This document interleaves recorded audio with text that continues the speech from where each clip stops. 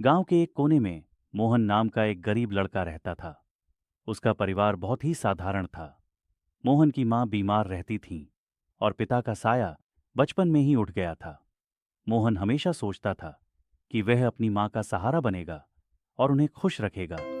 एक दिन मोहन गांव के बाजार में गया। वहां उसने देखा कि लोग तरह तरह की चीजें खरीद रहे थे, लेकिन थोकरी की कमी थी। उसे एक आइडिया आया। वह थोकरी बेचने का काम शुरू कर सकता है। मोहन ने गांव में बांस के खेत देखे। उसने सोचा कि बांस से थोकरी बनाना एक अच्छा विचार होगा। उसने अपने दोस्तों से कुछ बांस इकट्ठा करने के लिए मदद मांगी। उसके दोस्त थोड़े थे, लेकिन मोहन की उत्सुकता ने उन्हें प्रेरित किया। सबने मिलकर बांस इकट्ठा किया।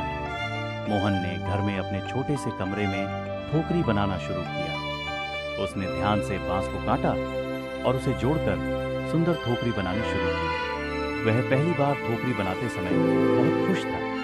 जब उसकी पहली ठोकरी तैयार हुई तो उसने अपनी मां को दिखाई। उसकी मां की आंखों में गर्व की चमक थी।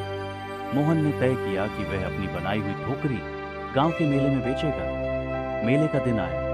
मोहन ने अपनी ठोकरी को सजाकर एक ठेला पर रखा और गांव की ओर चल पड़ा। मेले में पहुंचकर उसने एक जगह अपने ठेले को लगाया। लोगों ने उसकी ठोकरी की ओर देखा। पहले तो कोई नहीं रुका, लेकिन धीरे धीरे लोग उसकी ओर आकर्षित होने लगे। मोहन ने हर एक ग्राहक से मुस्कुराते हुए बात की। उसने अपनी मेहनत की कहानी बताई और यह बताया कि वह अपनी मां के लिए काम कर रहा है। लोगों ने उसकी सच्चाई को समझा और उसकी ठोकरी खरीदने लगे। पहले दिन में ही मोहन ने कई ठोकरी बेच दी। उसे अच्छा मुनाफा हुआ। उसने सोचा कि वह अब अपनी मां का इलाज करवा सकता है और कुछ पैसे बचा सकता है। उसके चेहरे पर खुशी थी और मन में नई उम्मीदें।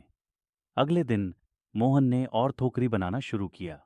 उसने अपनी तकनीक में सुधार किया और भी सुंदर थोकरी बनाई। हर मेले में उसकी थोकरी की मांग बढ़ने लगी।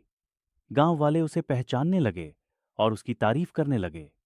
मोहन ने कुछ पैसे इकट्ठा किए और एक छोटी सी दुकान खोली। अब वह गांव में थोकरी का सबसे बड़ा विक्रेता बन गया था। उसकी मां की बीमारी भी कम होने लगी और वह फिर से काम करने लगी। मोहन ने सोचा कि अब वह अपनी मां को एक नई जिंदगी देगा। धीरे धीरे मोहन ने गांव के अन्य बच्चों को भी ठोकरी बनाना सिखाया।